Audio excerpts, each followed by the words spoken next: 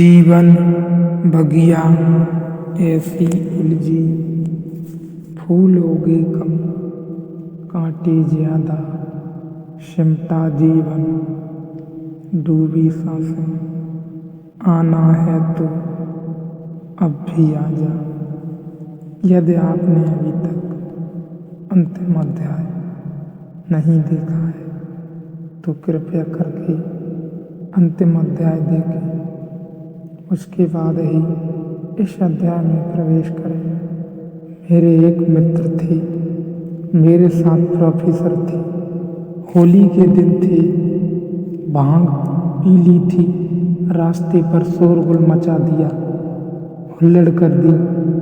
बड़े सीधे आदमी थे। सीधे आदमी के साथ खतरा है, उसके भीतर काफी दबा पड़ा रहता है। उपद्रवी नहीं थे, नाम भी उनका भोला राम था। भोले भोले आदमी थे। भोले भोले आदमी के साथ एक खतरा है, भांग वगैरह से बचना चाहिए, क्योंकि जो भोला भोलापन जो ऊपर ऊपर है, भांग ने तो दबा दिया। भीतर जो दबा पड़ा था, जिंदगी भर में जो नहीं किया था, वह सब निकल आया।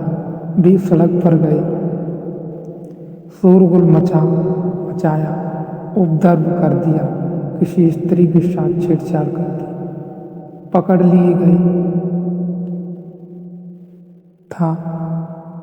थाने में बंद कर दिए गए।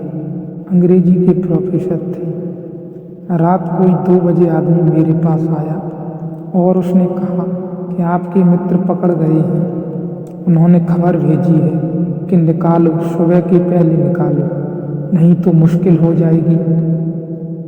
मुश्किल उनको निकाल पाए। सुबह होते होते निकाल तो लाए, लेकिन वे बड़े घबरा गए। सीधे सीधे आदमी थे, वे ऐसे घबरा गए कि बस मुश्किल खड़ी हो गई। 3 महीने उन्होंने ऐसा कष्ट भोगा। सड़क से पुलिस वाला निकले कि वे छिप जाएं कि वह आ रहा है। पकड़ने मेरे साथ एक ही कमरे में रहते थे। रात पुलिस वाला सीटी बजाए, वे बिस्तर के नीचे हो जाएं, मैं कहूँ तुम क्या कर रहे हो, और आ रहे हैं वे लोग। फिर तो हालत ऐसी बिगड़ गई कि वे न मुझे सोने दें न खुद सोएं। वे कहें कि जगो, सुना तुमने, वे लोग हवा में खबर है, आवाज आ रही है। रेडियो पर वे लोग यहाँ वहाँ से खबर भेज रहे हैं कि भोला राम कहाँ है। मैंने कहा भोला राम तुम सो जाओ। अरे सो कैसे जाएं, जीवन खतरे में है। वे पकड़े गए, फाइल है मेरे खिलाफ। आखिर मैं इतना परेशान हो गया कि कोई रास्ता न देखकर कॉलेज भी जाना उन्होंने बंद कर दिया। छुट्टी लेकर घर बैठ गए। वह 24 घंटे में ही रंग चलने लगा, जिसको मनोवैज्ञानिक पैरानॉइड कहते हैं। वे पैरानॉइड हो गए, अपने भय से ही रचना करने लगे। भले आदमी थे, कभी सोचा भी नहीं था मैंने, लेकिन एक अनुभव हुआ कि आदमी क्या क्या कल्पना नहीं कर ले सकता है। दीवालों की बेकही कान है, दीवालों के बेकही कान है, सब तरफ लोग सुन रहे हैं। कोई भी रास्ते पर चल रहा हो तो वह उन्हीं को देखता हुआ चल रहा है। कोई किनारे पर खड़े होकर हंस रहा है तो वह भोला राम को देखकर हंस रहा है। कोई बात कर रहा है तो वह उनके खिलाफ षड्यंत्र रच रहा है। सारी दुनिया उनके खिलाफ है। फिर कोई उपाय न देखकर मुझे एक ही रास्ता दिखाई पड़ा। एक परिचित मित्र थे, इंस्पेक्टर थे। उनको समझाया, तुम आ जाओ एक दिन फाइल लेकर। उन्होंने कहा फाइल हो तो हम ले आए, न कोई फाइल है न कुछ हिसाब है।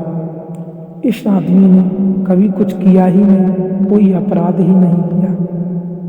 सिर्फ एक दफा भांग पी ली थी, थोड़ा ऊधम मचाया, खत्म हो गई बात। अब इसमें कोई इतना शोरगुल नहीं। कोई भी फाइल कोई भी फाइल लाओ, कागज कोरे रख कर आना, मगर फाइल बड़ी होनी चाहिए, क्योंकि वे कहते हैं कि फाइल बड़ी है और भोलाराम का नाम लिखी होनी चाहिए।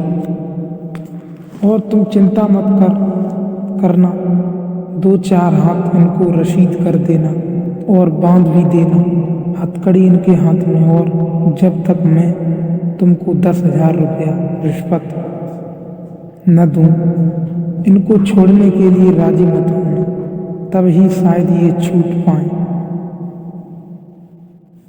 उन्होंने 2-4 हाथ उनको लगाए। जब उनको हाथ लगाए तब वे बड़े प्रसन्न हुए। वे कहने लगे, अब देखो जो मैं कहता था अब हुआ कि नहीं। यह रही फाइल, बड़े बड़े अक्षरों में भोलाराम लिखा है। अब बोलो वे सब समझदारी की बात कहाँ गई। अब यह हो रहा है। चले भोलाराम। हथकड़ी भी डाल दी, मगर एक तरह से वे प्रसन्न थे, एक तरह से दुखी थे, रो रहे थे, मगर एक तरह से प्रसन्न थे कि उनकी धारणा सिद्ध हुई। उनकी धारणा सिद्ध हुई कि दुख में भी आदमी का अहंकार यदि सिद्ध हो जाए तो वह बड़ा प्रश्न होता है बाहर से, लेकिन भीतर से तो दुख ही है और भी डर है, रो ही रहे हैं भीतर से। तो व्यर्थ की चिंता करते हो, सिर्फ एक बात की ही चिंता करो।